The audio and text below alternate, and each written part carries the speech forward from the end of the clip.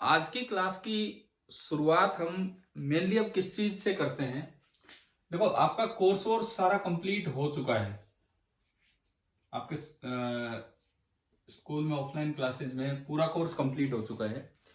तो एक बार फिर से हम एनटीएससी 2022 में जो ये पेपर होगा, 2021 का पेपर जो 22 में हो रहा है, अभी 21 में हो जाना चाहिए था। उसमें देखो, फिजिक्स के लिमिटेड से टॉपिक्स हैं, है ना। आप स्टार्टिंग से चलोगे, स्टार्टिंग मीन्स 9th के स्टार्टिंग से।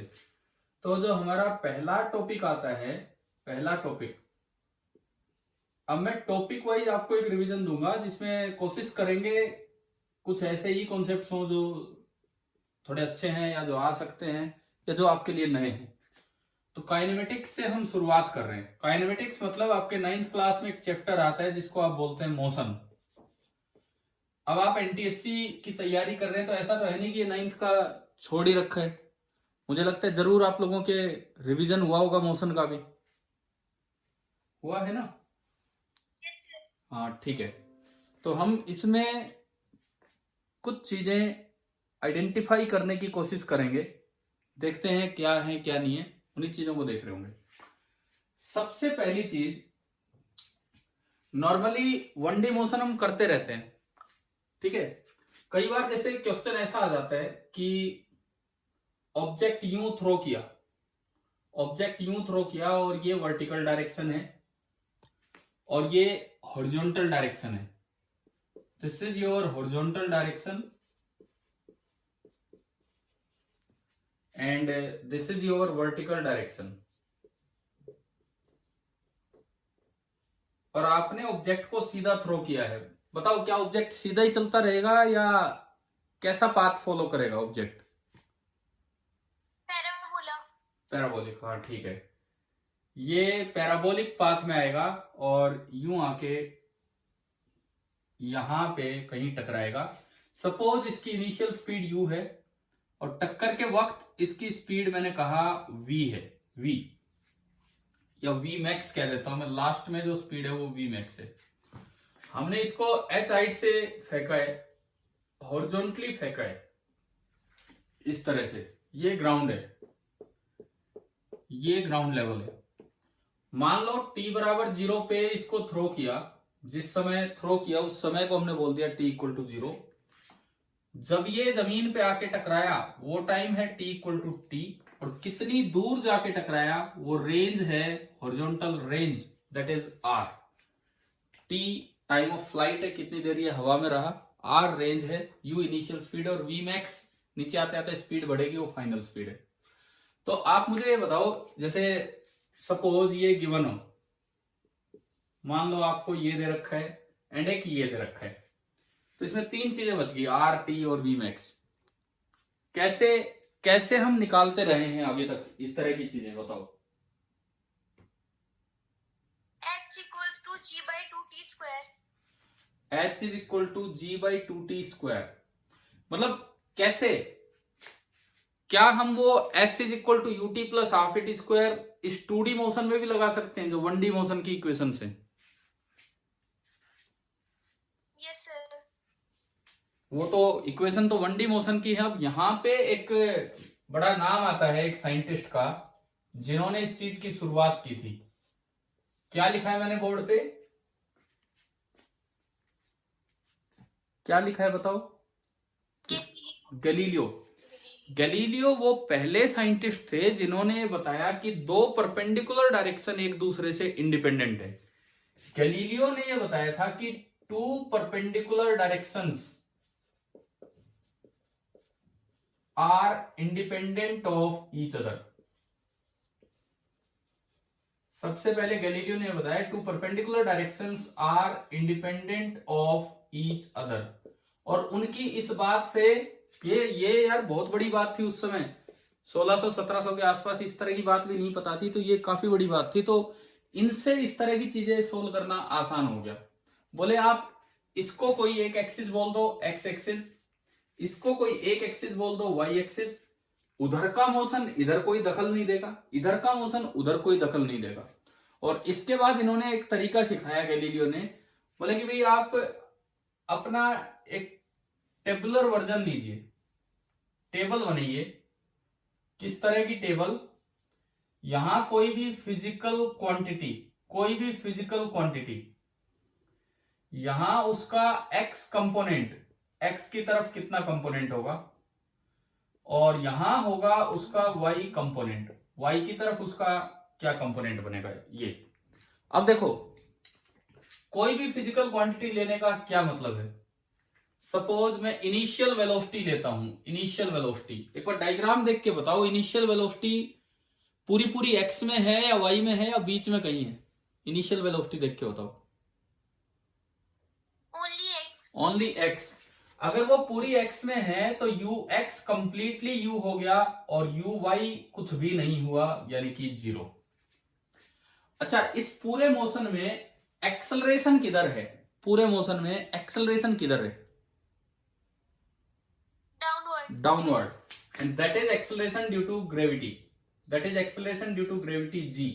तो एक्सेलरेशन पूरा पूरा वाई में हमें दिख रहा है। इसका मतलब इस पूरे मोशन में अगर मैं ए लिखूं, ए, तो ए कंप्लीटली वाई में है और ए वाई आपका जी हो जाएगा और ए एक्स आपका बिल्कुल ही कितना है? 0। अब एक दो चीजें और लिखेंगे। किसी टाइम टी पे, ये तो टी बराबर 0 टाइम था, मैं बीच का कोई टाइम लू इसमें, सपोज ये मैंने बनाया यहां पे कि ये वही कोई टाइम है टी इक्वल टू टी। किसी टाइम टी पे इसका डिस्प्लेसमेंट हो लिया एस, डिस्प्लेसमेंट हम ऐसे दिखाते हैं डायरेक्ट, डिस्प्लेसमेंट हो लिया एस, और इसकी जो स्पीड है, स्पीड वो हमने बोल दी, वेलोसिटी बोल दी वी। तो किसी टाइम टी पे डिस्प्लेसमेंट एस है और वेलोसिटी वी है। अब इनके कंपोनेंट कैसे लिखें हम?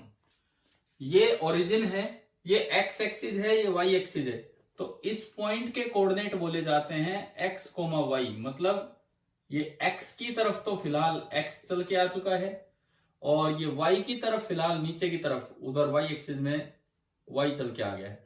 यानी कि एस का किसी टी टाइम पे कंपोनेंट एक्स है और वाई में वाई है। टाइम एक स्केलर है, टाइम के कोई कंपोनेंट होते नहीं है टी और टी। ऐसे ही जब आप इस वेलोसिटी को दिखाओगे तो वेलोसिटी का नीचे वाला जो कंपोनेंट है that is V Y, and velocity का आगे वाला जो कंपोनेंट है दैट इज वी एक्स।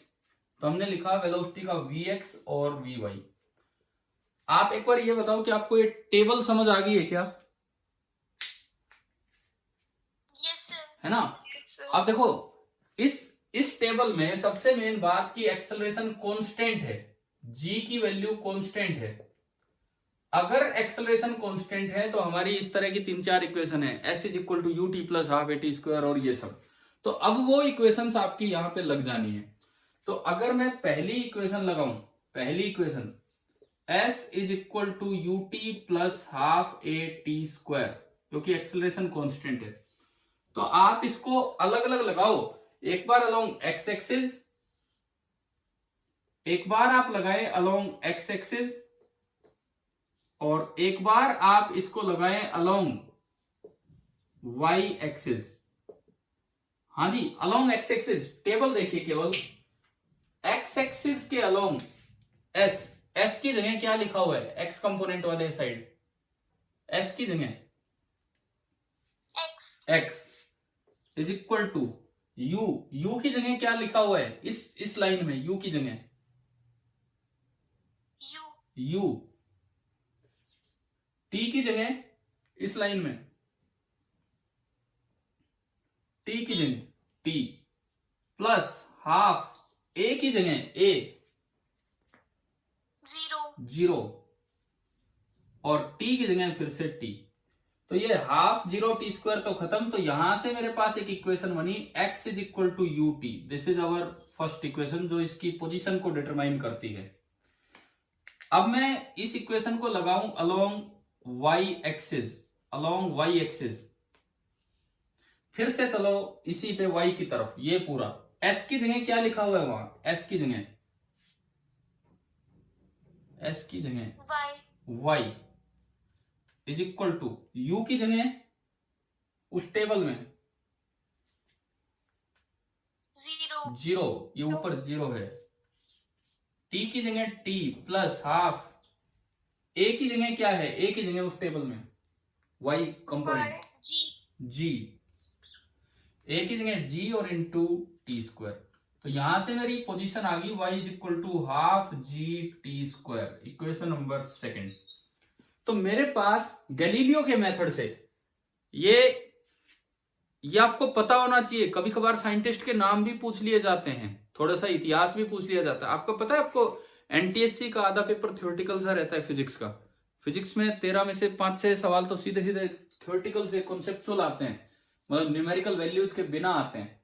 तो साइंटिस्ट का नाम तो नहीं आता, लेकिन आ सकता है इस तरह से। तो ये हमने दो इक्वेशंस यहाँ पे जानी। अच्छा, इसका मतलब मुझे ये पोजीशन पता लगी, इस वक्त ये यहाँ है, यहाँ है। अब यूं बताओ, ये जैसे आपने बताया था, ये पाथ कैसा होता है, कौन सा पाथ है ये? Parabolic path. This path is parabolic path. ये नीचे की तरफ आया, इस तरह का पाथ है, ठीक है। कई बार जैसे कभी कभार यूं पूछ ले, पाथ की इक्वेशन क्या है, पाथ की इक्वेशन, तो पैराबोला की इक्वेशन होता है y proportional to X square. तो इक्वेशन ऑफ पाथ हम कैसे निकाले?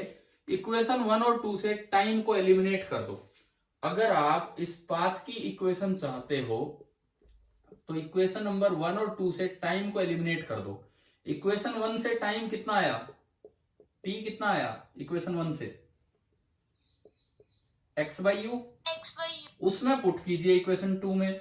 इक्वेशन 2 में y आ गया, जब आप इसमें पुट करोगे तो half into ji into X square by U square, यानी कि y आ गया g अपॉन 2u स्क्वायर, ये तो एक कांस्टेंट है, इंटू एक्स स्क्वायर। ये एक पैराबोला की इक्वेशन होती है। y की पावर 1 है और x की पावर 2 है, यानी कि y is directly proportional to X square, so it is a parabola. अगर y directly proportional to x होता तो स्ट्रेट लाइन पाथ होता, y directly proportional to X square आया तो ये पैराबोला है। हाँ जी भाई, आ गया सभी को समझ यहां तक, है ना? अच्छा, अब इसमें इसमें हमने 3 चीजें लिखी, R, T और V। पहले मैं T निकालूं, सबसे पहले मैं टाइम ऑफ फ्लाइट निकालूं। तो मुझे H पता है, मतलब मुझे ये पता है कि जब ये टकराएगा तो ये y में कितना चल के आ गया, जब ये टकराएगा उस वक्त y में कितना चल के आ गया? g/2t²। ना, यहां से देख के बताओ, यहां से एक बार इस पॉइंट के पोजीशन बता दो आप, इस पॉइंट की क्या पोजीशन है? इस पॉइंट का x कोऑर्डिनेट कितना है, r, और y कोऑर्डिनेट कितना है, 0। h। 0 नहीं है, h। y कोऑर्डिनेट देखो, ये ओरिजिन है, ये x एक्सिस है, ये y एक्सिस है। यहां y 0 है, यहां y थोड़ा है, यहां कुछ और है, यहां कुछ, यहां y कितना है, यहां y कितना हो जाएगा, h। और यहाँ x 0 है, थोड़ा आगे चलोगे यहाँ x r है, तो इस पॉइंट के कोऑर्डिनेट हो गए r, h। ठीक है। अब यहां से मैं अगर देखूं, मान लो मैं निकालना चाहता हूं कि टाइम ऑफ फ्लाइट कैसे निकाले। देखो, एक आइडिया, फॉर्मूला रटा है वो एक अलग चीज है, वो दिमाग में वो एक अलग चीज है, लेकिन दिमाग में ये भी हो कि कैसे आया। इक्वेशन 2 में हम इस चीज का यूज करें कि at t equal to capital T y कितना है, at t equal to capital T y coordinate कितना है, दिख रहा है हमें, समझ आ रहा है, y कोऑर्डिनेट h। तो पुट इन इक्वेशन 2 में जब आप पुट करोगे y की जगह h is equal to half into ji into t square, यहां से आपका टाइम ऑफ फ्लाइट आएगा under the root 2h by g. ये बिल्कुल वैसा ही आ गया जैसे आपने किसी चीज को ड्रॉप किया होता। आप ड्रॉप करो या सीधा फेंको, नीचे पहुंचने का टाइम बिल्कुल सेम आएगा। आया ना पहला पॉइंट समझ आपको, टाइम ऑफ फ्लाइट कैसे निकाला हमने? टाइम ऑफ फ्लाइट क्लियर सभी को? ठीक है। सेकंड, ये मैंने पहली चीज निकाली, टाइम ऑफ फ्लाइट। अब मैं रेंज निकालता हूं कि ये जमीन पे कितनी दूर जाके टकराएगा। बताओ रेंज कैसे निकालें, रेंज कैसे निकालें, ये कितनी दूर जाके टकराएगा, ये रेंज कैसे निकालें? सुनो मैं बताता हूं, उसको समझना। इस जगह का एक्स कोऑर्डिनेट कितना है आपको, आर दिख रहे हैं, इस जगह का एक्स कोऑर्डिनेट आर दिख रहा है, मतलब T equal to capital T time पर ये एक्स में कितना चल के आ चुका है, आर चल के आ चुका है। T equal to capital T time पे एक्स में ये आर चल के आ चुका है। तो आप इक्वेशन 1 का यूज कीजिए, वो जो ब्लू कलर से हमने इक्वेशन 1 लिखी है, चले नहीं रहे तो कोई नहीं, इक्वेशन नंबर 1, हाँ जी इक्वेशन 1 क्या कहती है, x is equal to U into T. तो x की जगह तो आप ले लीजिए r और t की जगह ले लीजिए अंडर रूट ऑफ 2h/g। ये आपका रेंज निकालने का तरीका। आप बताओ ये टेबल वाला मेथड समझ आ रहा है क्या, गैलीलियो ने जो बताया था दो इंडिपेंडेंट डायरेक्शन वाली बात। Yes sir. और ये दोनों पॉइंट क्लियर हो गए, टी कैसे निकाला और रेंज कैसे निकाली, आर कैसे निकाली, ठीक है। Yes sir. ठीक है, एक चीज और मैंने इसमें लिखी थी V max by energy conservation. आपको काइनेमेटिक्स पे जाने की जरूरत नहीं है, क्योंकि काइनेमेटिक्स में तो 1D अलग लगेगी इक्वेशन, 2D अलग। एनर्जी कंजर्वेशन से वी मैक्स एक बड़ा आसानी से निकल जाता है। कैसे निकल जाता है, अगर मैं तीसरी इक्वेशन की बात करूं, आपने ये तो इक्वेशन पढ़ी है 1D equation, V square equal to U square plus 2as पढ़ी है 1D। Yes sir. यहां बाई एनर्जी कंजर्वेशन ये 2D में भी लग जाती है। अब वो एनर्जी कंजर्वेशन पे मैं नहीं जा रहा हूं, क्योंकि वर्क एनर्जी में हम नहीं है उस चैप्टर में। तो डायरेक्ट कोई डायरेक्शन का ध्यान नहीं रखना आपको, फाइनल स्पीड वी मैक्स का square is equal to initial speed किसी डायरेक्शन में हो। वैसे तो ये 1 डायमेंशनल इक्वेशन है, ये जो हम लगा रहे हैं, जैसे ये 1 डायमेंशनल इक्वेशन एक्स में अलग लगी, वाई में अलग लगी, परंतु एनर्जी कंजर्वेशन से ये यहाँ 2D में लग जाती है। तो वी मैक्स फाइनल स्पीड देखो is equal to U max का स्क्वायर प्लस 2 इंटू जी इंटू कितना नीचे है ये पॉइंट, कितना वर्टिकली नीचे है ये पॉइंट, ये वाला पॉइंट एच हाइट नीचे है। तो ये आपका एक डायरेक्ट मेथड है, डायरेक्ट। और दरअसल ये इक्वेशन निकल के आती है भाई एनर्जी कंजर्वेशन, वो अभी यहां करने की जरूरत नहीं है। आप देखो हमने काइनेमेटिक्स में बिल्कुल बेसिक से शुरू नहीं किया, काइनेमेटिक्स में कुछ कुछ छोटे थोड़े कॉन्सेप्ट जो मुझे लग रहा है जो थोड़े ठीक है, जो आपको पता होने चाहिए, वही हम रिवाइज कर रहे हैं। ठीक है, आप नोट कीजिए, मैं इसका स्क्रीनशॉट लेता हूं एक बार।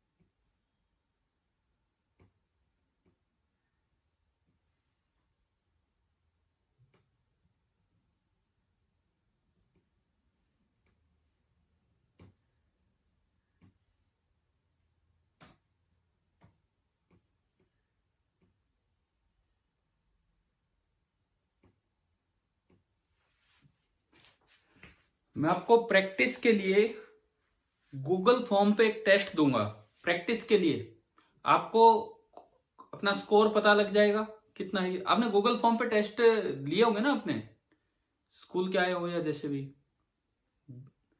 गूगल फॉर्म यूज करना आता है मतलब आपको, उसमें ऑप्शंस होंगे, आपको क्लिक करना होगा। तो स्कूल के जब आप पेपर देते हो तो आपका रिजल्ट तुरंत सबमिट करते ही सामने आ जाता है कि आपके मतलब मार्क्स कितने बने।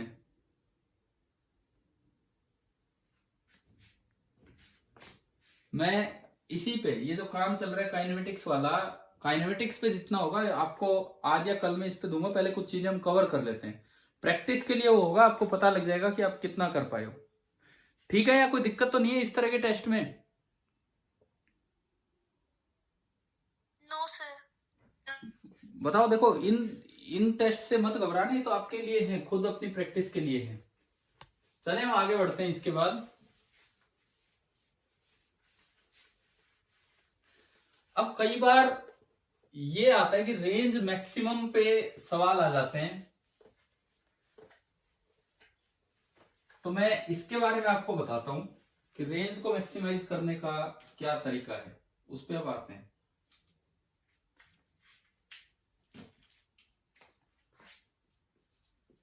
How to maximize the range. आपने कोई प्रोजेक्ट किया किसी पार्टिकल को, तो उसमें रेंज को कैसे मैक्सिमाइज किया जाता है, इसके बारे में 2-3 सीधे से रिजल्ट्स हैं। देखो, नंबर 1, पहला आप देखिए, जैसे ये ग्राउंड है, दिस इज हॉरिजॉन्टल ग्राउंड। यहां से मुझे कोई चीज फेंकनी है, यहां से किसी स्पीड u के साथ, u गिवन है, u फिक्स है, मेरी ताकत है, मैं उसके हिसाब से u लगा रहा हूं, फिक्स है वो। लेकिन मेरी टेक्निक है जो ये बताएगी कि वो रेंज कितनी ज्यादा होगी या कम होगी। अभी रिसेंटली भाला फेंक में, जेवलिन थ्रो में इंडिया के किस प्लेयर ने मेडल जीता था, बताओ, गोल्ड मेडल? नीरज चोपड़ा। हाँ, ओलंपिक में नीरज चोपड़ा। तो उनको भी टेक्निक चाहिए कि उतनी ताकत के साथ ज्यादा दूर वो जेवलिन कैसे जाएगा।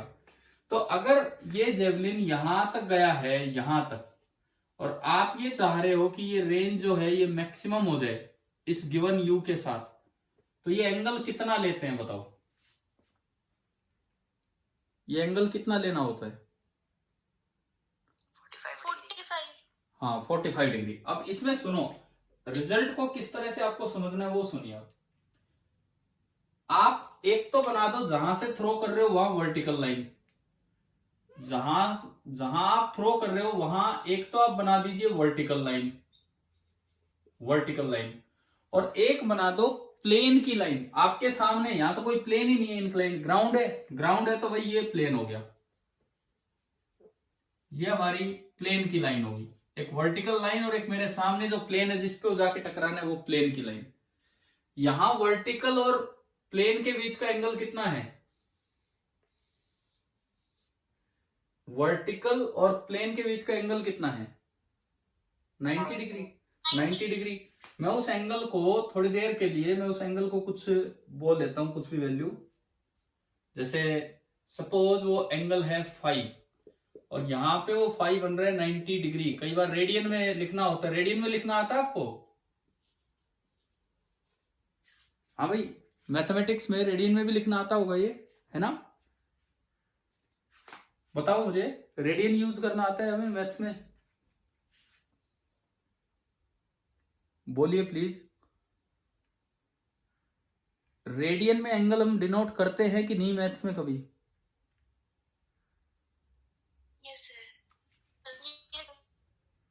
रेडियन इतना सा होता है, pi radian is 180 degree. Pi radian is 180 degree एक यूनिट होती है। तो देखो, अगर आपको रेंज मैक्सिमम करनी हो ना, तो इस एंगल को बाइसेक्ट करते हुए फेंकिए। अगर आप रेंज को मैक्सिमम करना चाहते हैं तो इस एंगल को बाइसेक्ट करते हुए फेंकिए, वर्टिकल और प्लेन के बीच का एंगल। तो 90 डिग्री बाई 2 आपका आया 45 डिग्री। अब ठीक है, ये तो आपने एक इस तरह से 45 डायरेक्ट भी याद कर लिया, लेकिन कई बार जैसे सवाल ऐसा आ जाए, दूसरी बात में बनाऊं, ये एक सामने मेरे ग्राउंड सीधा नहीं है, बल्कि एक पहाड़ सा है, प्लेन है, इस तरह का है, और ये आपकी लाइन है हॉरिजॉन्टल लाइन, और आपको ये एंगल दे दिया, ये एंगल है 30 डिग्री, ठीक है। और अब बोला है कि भाई यहां से एक पार्टिकल को थ्रो करना है, यहां से एक पार्टिकल को थ्रो करना है with a given speed u। कितने एंगल पे थ्रो करूं कि अब जो मेरी रेंज है, ये रेंज क्या हो जाए, मैक्सिमम हो जाए। अब बताओ कि हम कैसे निकालते हैं ये रेंज? क्या अभी भी थीटा 45 लेना होगा क्या रेंज मैक्सिमम करने के लिए? ये एंगल 30 डिग्री होना कोई जरूरी नहीं है, कुछ भी हो सकता है। ये एंगल 20 डिग्री भी हो सकता है, कैसा भी कोई अजीब सी वैल्यू आ सकती है, कितना भी।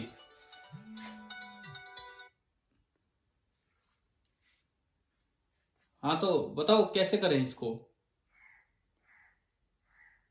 अभी जो मैंने ऊपर मेथड बताया वो यूज कीजिए। ऊपर जो मेथड होता है वो यूज कीजिए।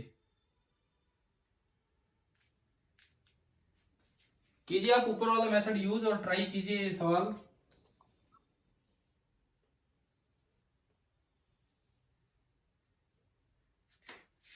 एक और मैं आपको क्वेश्चन देता हूं यहीं पे। इस बार मैं ऊपर से थ्रो करूंगा पार्टिकल को और नीचे की तरफ पार्टिकल आएगा और मैं रेंज को मैक्सिमम करना चाह रहा हूं। रेंज को मैक्सिमम करना चाह रहा हूं फिर से किसी स्पीड u के साथ। अगेन आपको ये थीटा बताना होगा कितना है, और ये एंगल मान लो 10 डिग्री है, ये एंगल 10 डिग्री है। आपको थीटा बताना है कि यहां भी थीटा कितना होगा और यहां भी थीटा कितना होगा। अब तो हम डायरेक्ट 45 डिग्री वाली बात तो लगा ही नहीं सकते हैं, है ना भाई, समझ आ रहा है ना।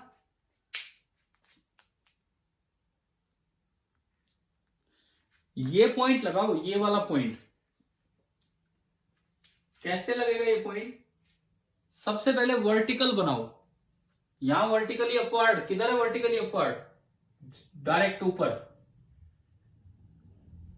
और यहां भी वर्टिकली अपवर्ड किधर है, डायरेक्ट ऊपर। क्या आपको दोनों जगह वर्टिकल डायरेक्शन बनानी आ गई है।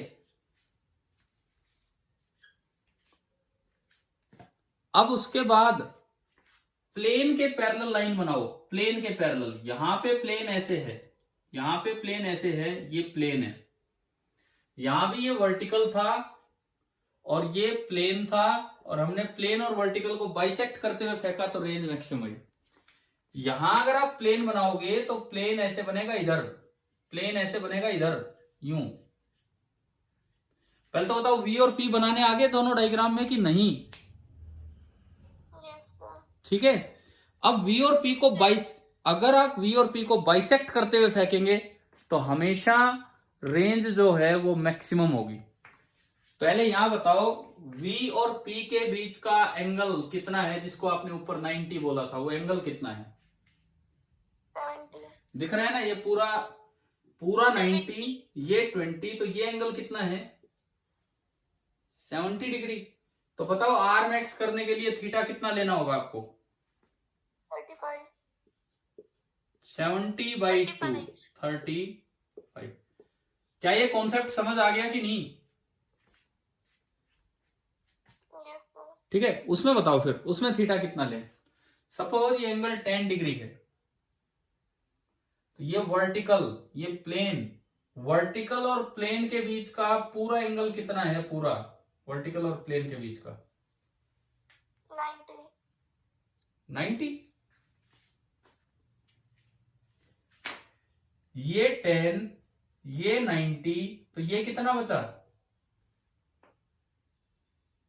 ये 10, ये 90, तो ट्रायंगल के अंदर ये कितना बचा, 80 बचा। 80। या फिर आप 80 बचा ना ये, और पूरा 100 है, पूरा 180 है, तो 180 में से घटा दो। या फिर exterior angle is equal to sum of two interior opposite angle. ये एक्सटीरियर एंगल है और ये 90 और 10 का सम होगा, तो ये पूरा एंगल कितना हो गया बाहर वाला, 100 डिग्री। तो अब बताओ थीटा कितना लें कि रेंज मैक्सिमम हो जाए। 50। हाँ, 100 डिग्री/2 यानी कि 50 डिग्री। अब बच्चे क्या करते हैं, इसको तो 45 डिग्री याद करके चले जाते हैं, लेकिन ये कॉन्सेप्ट ऐसे नहीं रखते दिमाग में, तो फिर ये सवाल भी नहीं होगा, वो भी नहीं होगा। अब अगर ये कॉन्सेप्ट दिमाग में तो वो 45 भी आंसर निकलेगा। तो मुझे लगता है शायद आपको समझ आया, नोट कीजिए ये भी ढंग से, फिर हम आगे बढ़ते हैं इसके बाद।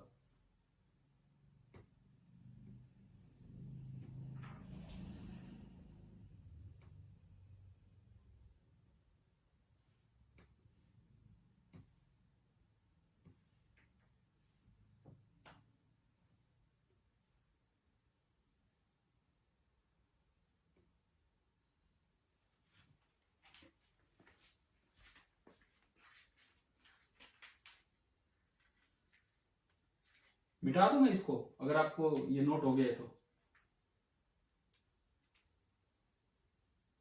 Yes sir. ठीक है, देखो चैप्टर्स आपके हो चुके हैं, मुझे तो अब इसी तरीके से रिवीजन करवाना है कि कुछ नया भी पता लगता रहे या कुछ अच्छे कॉन्सेप्ट्स आपने पढ़ भी रखे हो तो रिवाइज भी हो जाए। अब एक बार मैं आपसे पूछना चाहूंगा, यहां 3 बातें लिखी थी बोर्ड पे, 1, 2 एंड 3। फर्स्ट सबको पता था ना, फर्स्ट वाला तो पहला पता था कि नहीं पता था? पहला वाला 45 डिग्री वाला किसी ने जवाब भी दिया था आप में से 45, वो तो पता था। ये वाले क्लियर था या ये कोई नया कॉन्सेप्ट है? सेकंड और थर्ड कैसे करते थे हम? चलो ऐसा है, पता है तब भी अच्छी बात है, रिवाइज हुआ है। नहीं भी पता है तो कुछ नया मिल रहा है तो सीखते चलना, अच्छे से नोट करते चलना अपनी कॉपी में। ऐसा ना हो कि वीडियो में ही रह जाए बस।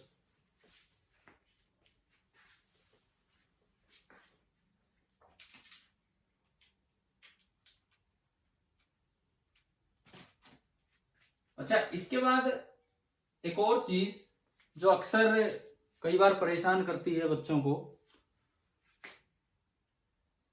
कई बार ऐसा कुछ होता है कि हम जो पढ़ते हैं ये सारा पॉइंट ऑब्जेक्ट के बारे में पढ़ रहे होते हैं।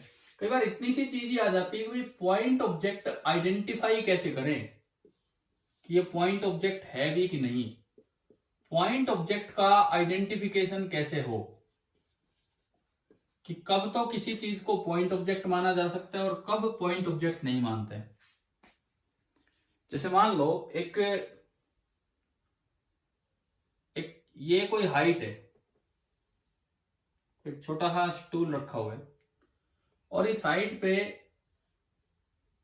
इतना ये ग्लास रखा हुआ है और ये गिर गया, और एक बार एक कोई बहुत बड़ा टावर है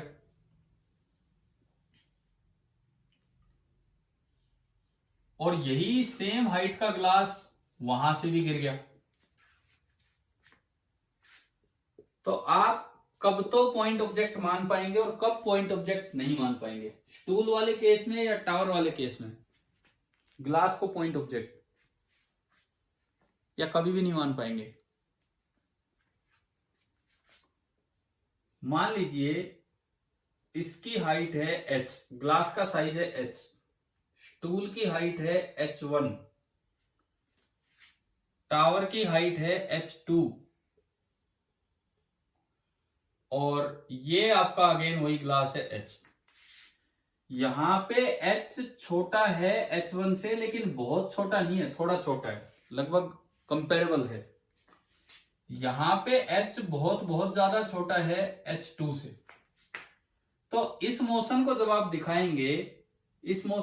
दिखाएंगे तो ये नीचे आने तक पूरा साइज इसका दिखाना पड़ेगा, आप इसको एक पॉइंट से रिप्लेस नहीं कर सकते। यानी कि here the glass can not be considered as a point object.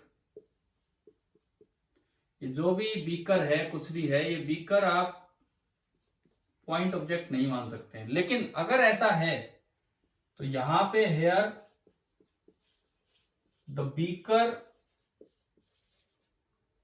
Can be considered as a point object.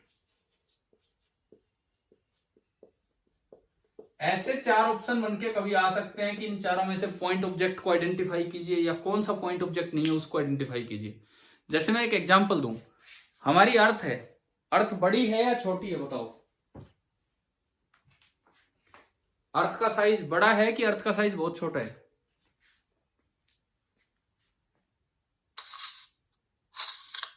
बताओ, बोलो, अर्थ का साइज बड़ा है कि अर्थ का साइज बहुत छोटा है? सर डिपेंड करता है किससे कंपेयर कर रहे हैं। हाँ, अगर मैं मेरे रेस्पेक्ट में कंपेयर करूं तो अर्थ का साइज बहुत बड़ा है ना, हम अर्थ को पॉइंट ऑब्जेक्ट नहीं मान सकते। लेकिन सन के चारों तरफ जब मोशन दिखाते हैं तो अर्थ का साइज बहुत ही, सन के चारों तरफ जब हम मोशन दिखाते हैं तो अर्थ का साइज बहुत ज्यादा छोटा है, यानी कि वहां पे आप उसे क्या मान सकते हो? Point object. तो इस तरह का भी सवाल, एक थ्योरेटिकल सा आसान सा क्वेश्चन इस तरह के भी बन के आ जाते हैं कि आपको पॉइंट ऑब्जेक्ट आइडेंटिफाई करना है। तो मैंने उस चीज को यह बताने के लिए लिया है। मतलब हमारा रिजल्ट ये है कि अगर ऑब्जेक्ट ने जो डिस्टेंस चली है वो उसके खुद के साइज के मुकाबले, ऑब्जेक्ट ने जो डिस्टेंस चली है वो अगर उसके खुद के साइज के मुकाबले बहुत ही छोटी है ना, बहुत ही बड़ी है, तो आप उसे पॉइंट ऑब्जेक्ट मान सकते हैं। डिस्टेंस कवर्ड बाय ऑब्जेक्ट अगर उसके खुद के साइज के मुकाबले बहुत ज्यादा है तो पॉइंट ऑब्जेक्ट है। चलो आज का टाइम पूरा होने वाला है। मैं आपसे चलते चलते क्वेश्चन दे रहा हूं होमवर्क के लिए। टेस्ट वो गूगल फॉर्म वाला अभी नहीं, बिकॉज अभी तो हमने काइनेमेटिक्स में कुछ भी नहीं सीखा। मैं एक दो चीजें और सिखाने के बाद बोलूंगा,